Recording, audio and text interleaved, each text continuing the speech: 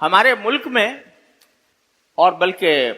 عالم اسلام کے بیشتر خطوں میں اس کو منایا جاتا ہے۔ ربیع الاول کے دن کو، خاص طور پر 12 ربیع الاول کو یہ سمجھا جاتا ہے کہ وہ آپ کا یوم ولادت ہے، اس لیے اس کو باقاعدہ عید کی شکل میں مناتے ہیں۔ اس میں عمارتوں پر چراغاں ہوتا ہے، اس میں جلوس نکالے جاتے ہیں، اس میں محفلیں منعقد ہوتی ہیں جس میں نبی کریم صلی اللہ علیہ وسلم کی ولادت کا تذکرہ ہوتا ہے، جس میں سرکار دو عالم صلی اللہ علیہ وسلم کی سیرت و سنت کا تذکرہ ہوتا ہے۔ جگہ جگہ گلی گلی جلسے ہوتے ہیں۔ یہ سب کارروائی تو بے شک ہو رہی ہے، لیکن سوال یہ ہے کہ اتنی خوشیاں منانے کے نتیجے میں کیا ہماری زندگی میں کوئی تبدیلی، کوئی انقلاب کبھی آتا ہے؟ جلوس بے شک نکال لیا عید میلاد النبی کے نام سے، تقریریں بے شک کر لیں، اور عمارتوں کو چراغاں بھی کیا، بلکہ بعض ایسی باتیں کیں جن کا شریعت میں کوئی جواز نہیں۔ بعض جگہوں پر یہ سننے میں آیا کہ روضہ اقدس، سرکار دو عالم صلی اللہ علیہ وسلم کے روضہ اقدس کی شبیہ بنا کر اور اس کے گرد لوگ طواف کرتے، جس کا کوئی جواز نہیں۔ یہ ایک طرح سے شرکیہ رسم ہے، اور جس طرح چراغاں کرنے کے بعد اور روضہ اقدس کی شبیہ بنانے کے بعد جس طرح وہاں پر ایک طوفان برپا کیا جاتا ہے، نعروں کا طوفان برپا کیا جاتا ہے، شور شغب کا، موسیقی کے ساتھ نبی کریم صلی اللہ علیہ وسلم کی نعتیں پڑھی جاتی ہیں، موسیقی کے ساتھ، وہ موسیقی جس کو نبی کریم صلی اللہ علیہ وسلم نے ناجائز قرار دیا تھا، اس موسیقی کے ساتھ نعتیں پڑھی جا رہی ہیں۔ خواتین جن کی آواز کو سرکار دو عالم صلی اللہ علیہ وسلم کی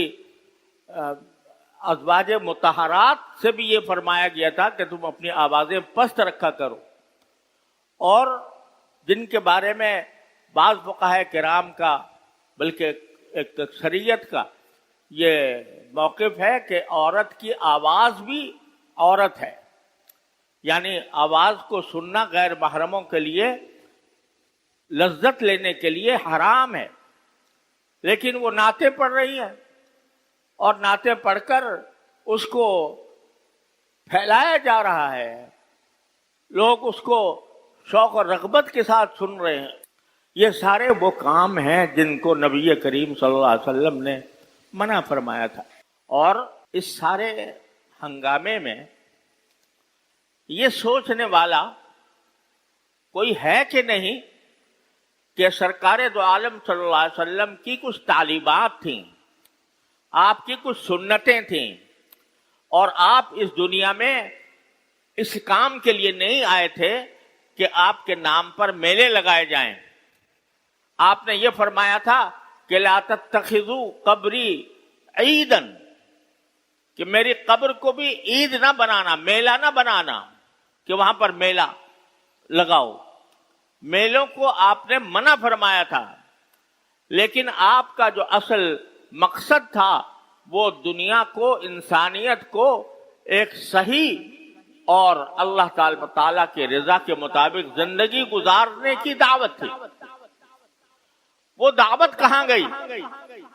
وہ ان میلوں ٹھولوں میں کہاں گم ہو گئی؟ کتنے لوگ ہیں جو اس ربیع الاول کے مہینے میں یہ سوچتے ہوں کہ بھئی ربیع الاول کا مہینہ تو آیا ہے، لیکن جس ذات کی ولادت کی بنا پر ہم خوشیاں منا رہے ہیں، اس ذات کی تعلیمات میں سے کون سی تعلیم ایسی ہے جس پر عمل کر رہے، کون سی پر عمل نہیں کر رہے؟ اور اگر نہیں کر رہے تو کم از کم اس مہینے کے اندر یہ جائزہ لے کر اپنی اصلاح کی فکر کر لیں۔ سرکار دو عالم صلی اللہ علیہ وسلم کو اللہ تبارک و تعالی نے، اگر آپ کو اپنی تعریف مطلوب ہوتی اور آپ اپنا اقتدار چاہتے ہوتے تو آپ کو تو یہ پیشکش کی گئی تھی عرب کے قریش کی طرف سے، اور یہ کہا گیا تھا کہ اگر آپ دولت چاہتے ہیں تو ہم ساری دولت آپ کے قدموں میں ڈھیر کرنے کو تیار ہیں، اگر آپ کو اقتدار چاہیے تو ہم اپنا سردار آپ کو بنانے کو تیار ہیں، اگر آپ کو حسن و جمال چاہیے تو ہم عرب کا منتخب حسن و جمال آپ کی خدمت میں پیش کرنے کو تیار ہیں، لیکن آپ یہ دعوت چھوڑ دیجیے جو دعوت آپ لے کر آئے۔ سرکار دو عالم صلی اللہ علیہ وسلم نے جواب میں فرمایا کہ اگر تم میرے ایک ہاتھ میں آفتاب اور ایک ہاتھ میں چاند رکھ دو تب بھی میں اپنی اس دعوت کو چھوڑنے والا نہیں ہوں۔ آپ اس لیے نہیں آئے تھے کہ آپ کے قصیدے پڑھے جائیں، آپ اس لیے نہیں آئے تھے کہ آپ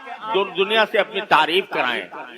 آپ اس لیے تشریف لائے تھے کہ دنیا کو غلط عقیدوں سے نجات دلائیں، آپ اس لیے تشریف لائے تھے کہ دنیا کو غلط طرز عمل سے نجات دلائیں، آپ ایسی سنت پیش کریں، ایسا طریقہ پیش کریں جو دین اور دنیا کی بھلائیوں کا ضامن ہو۔ اللہ تبارک و تعالی نے فرمایا تھا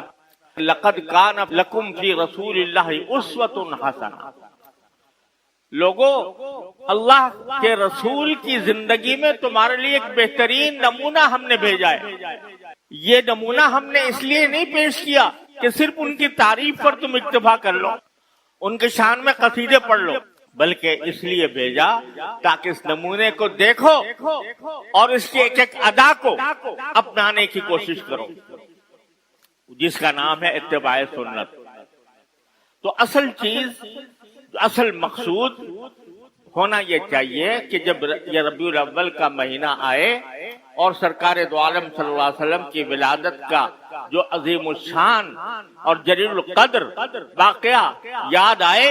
تو انسان اپنا جائزہ لے اور یہ دیکھے کہ میں سرکار دو عالم صلی اللہ علیہ وسلم کی سنت پر کس طرح کتنا عمل کر رہا ہوں۔ قل ان کنتم تحبون اللہ فاتبعونی، اللہ تعالیٰ نے حضور اقدس صلی اللہ علیہ وسلم سے فرمایا کہ اگر تم اللہ سے محبت رکھتے ہو واقعتاً تو اس محبت کا تقاضا یہ ہے کہ فاتبعونی، میری پیروی کرو، میری اتباع کرو۔ یحببکم اللہ، اس اتباع کے نتیجے میں اللہ تعالیٰ تم سے محبت کرے۔ تم کیا محبت کرو گے اللہ سے؟ لیکن تمہاری محبت کا مظاہرہ اس طرح ہونا چاہیے کہ تم میرے اس شاہکار اعظم سرور دو عالم صلی اللہ علیہ وسلم کو دیکھ کر، آپ کی ادائیں دیکھ کر، آپ کے طریقے دیکھ کر اپنی زندگی کے اندر ان کو اپناؤ گے تم سے اللہ محبت کرے گا۔